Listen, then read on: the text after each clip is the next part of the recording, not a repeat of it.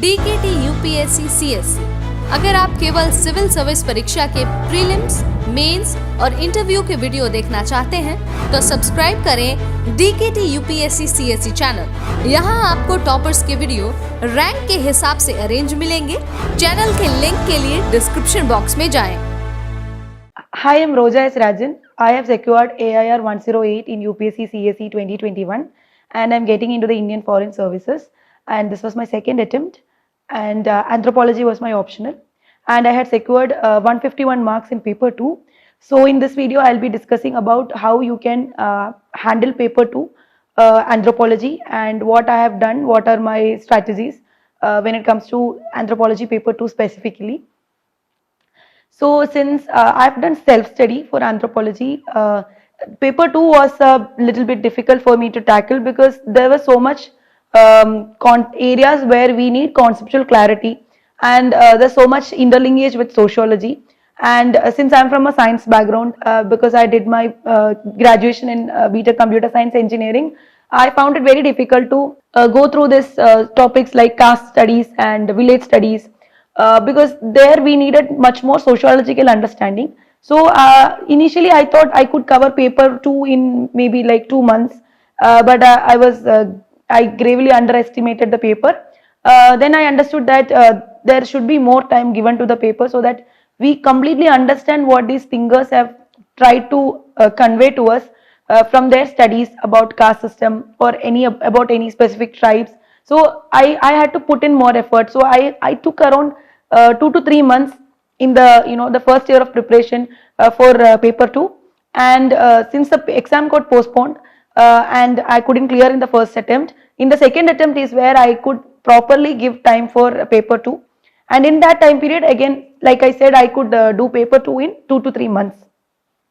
So when it comes to paper 2, resources are really less, that you might be already aware of. So most of the names we hear will be this Sasa committee report is there. Then there is this Nadeem Hasnain's books are there. Pretty much this will be what we'll be hearing for paper 2. So we initially think that it is very less in content, we can cover it fast. But the truth is these books are not suffice in today's times, because when you are looking at the new toppers or the recent toppers, when we are looking at their notes, what we are understanding is people have upped the game to the next level. So you need to bring in more deeper understanding.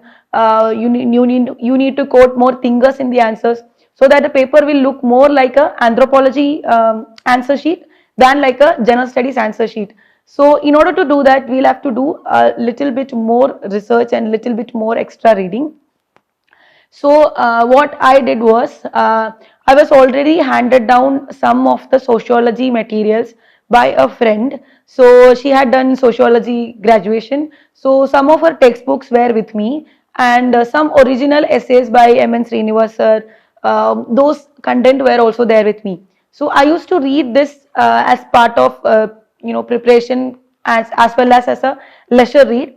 But slowly I started to understand what these thinkers are meaning or what they are conveying by talking about these topics. So why this understanding is important is because in paper 2, anywhere in the question that is being asked, if you are bringing your own analysis from what you have done with this extra readings, that is going to fetch you more marks. So this is one tactic I used to do, that I used to write analysis as a separate heading, and I used to write my own insights. Suppose if it is about Sanskritization, or suppose if it is about any other concept like dominant caste, then I used to write some of my own insights, and so this was helpful in getting few extra marks, because this is my understanding. So this is my unique contribution from what I studied and what I understood. So but the catch here is, when you are writing your own analysis or your own understanding, you need to make sure that it is correct. So in order to do that, you will need the help of a mentor or a person who have anthropology background. So in my case, I did my test series at L2A. So Bala sir and I had a really good rapport. So I used to discuss these kind of insights that I was getting from these topics. I used to discuss it with him, and if they are correct, he used to tell me, you can go ahead and write about it, or he will correct me by telling, no, that is wrong, you cannot tell like that, you cannot write like that. So he used to correct me. So if you have a mentor like that, or if you have a teacher to rely on, it is here that teacher can be of the most useful. So this is one thing I did a little bit differently when it comes to paper 2. So again, as I said, I did read Sasa committee, I read Nadine Masned, so I just got some understanding about the subject, but I felt that this is not enough to tackle the questions that are being asked, and I also went through the sociology materials that I was getting. So then what I did was that I got hold of Mandar Patki sir's notes. So Mandar Patki sir's notes were already in a very structured format and it was having so much content. Then I understood how I have to approach paper 2. That is, in paper 2, in order to make the paper more anthropological, we need to quote more thinkers. We need to quote more examples and case studies so that it looks more like a optional paper than like a general studies paper. So this idea I could get from Mandar Patki sir's book. So I made his book as the base material for tribal studies, caste studies, village studies. Then what I did was, I have some additional materials with me from the sociology textbooks that I had collected. I started adding this extra content into this primary material that I took from Mandar Patki sir. So after taking the content from sociology, that material, whatever I was having, I also went back to EPG Pathshala. So I would simply Google the term in the syllabus with the EPG tag, and then there will be some PDF available. From that PDF also, I'll take some content and I'll add it to my notes. So in this way, I was compiling my notes. But for some topics like communalism, it was very difficult to get content. So what I did was, so in particularly in the case of this communalism, we need to bring some thinkers because the topic exactly is asking anthropological understanding of communalism. So we need to quote some thinkers, otherwise it will look exactly like a general studies answer. So somehow I came to know that few thinkers like Veena Das or Louis Dumont had studied about communalism. So then what I could do was, I googled communalism Louis Dumont. Then I found some sources where his understanding about communalism has been detailed. So I took the content from there.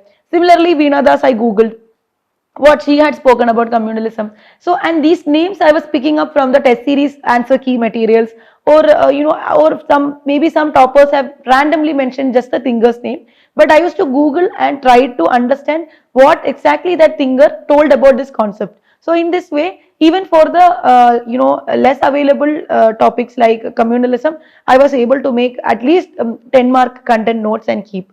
Then so when it comes to making notes and covering the syllabus, this is what I wanted to tell. Again, like I said, for paper 1, dig a little deeper, use Google, you will definitely find content. It must be hidden somewhere. You need to use the right keywords to reach your content, but it is definitely possible. And in order to find that guide to reaching the content, you can refer these topper notes, but don't limit yourself to the topper notes, because there only that mugging up will happen if you are simply translating the topper notes into your answer. Try to find from where the topper got this insight, or what that particular, suppose the topper had written, one thinker said something that the topper had written in one line. You just Google the topic along with that thinker's name. So maybe you will get an understanding about what the thinker was actually talking about. Then restricting your understanding to this just that one line that is written in the topper's note. So this is one thing I wanted to tell in terms of note making and covering the entire syllabus. In paper 2. But more than the note making and syllabus, in paper 2, what matters more is the answer writing. Because most people, when they write answers for paper 2, it looks like a general studies answer. And that is the main reason why one may not be getting marks in paper 2.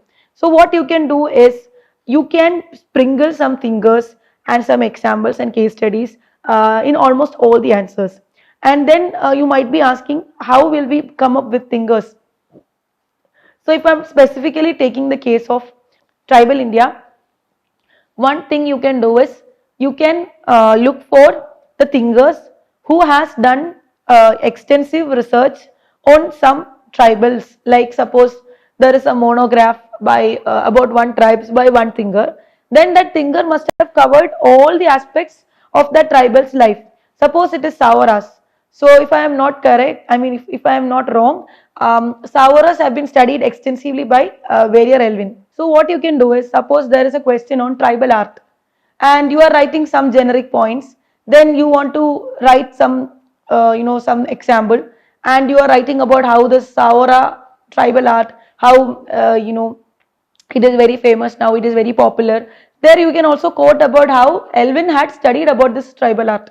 You can just mention his name there because he had covered all the aspects of the tribe. So he will definitely not miss that particular aspect that you are writing about.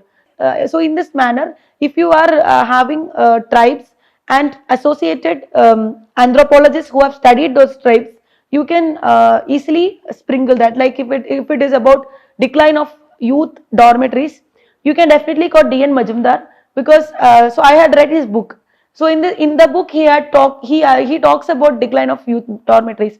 So I am pretty much aware that he has studied it. So anywhere I am writing decline of youth dormitories, I'll also mention the name that D.N. Majumdar has observed this among these tribes, whatever tribes he had studied. So these are some things that we will internalize when we are, trying to understand the subject and going a little bit organically into the subject. We'll, catch hold of some of these content.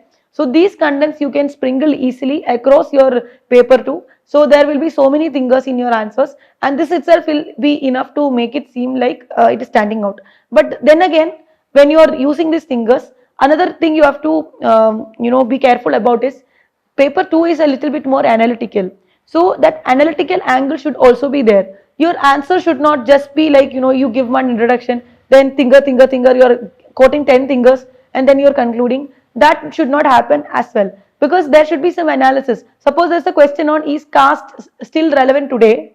You have to quote the fingers, but you have to also bring some analysis.